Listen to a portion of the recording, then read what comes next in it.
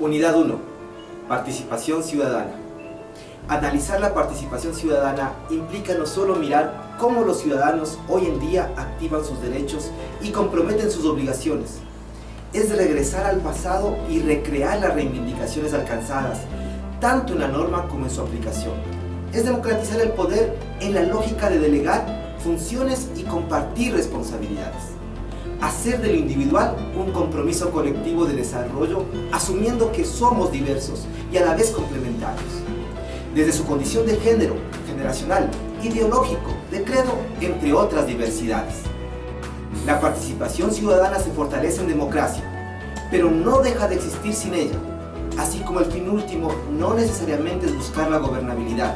Sin embargo, democracia y gobernabilidad acercan al ciudadano y ciudadana a la familia, la organización, las entidades públicas y la empresa privada al desarrollo anhelado comprometido colectivamente.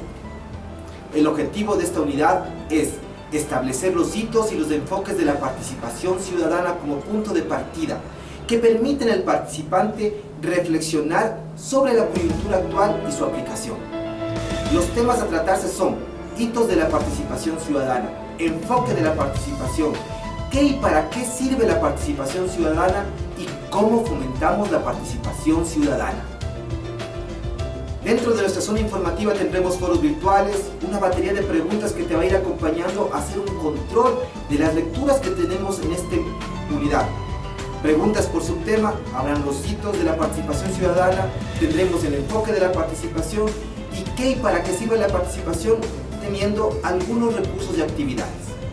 Además de cómo fomentamos la participación con una presentación que acompañará a esta unidad.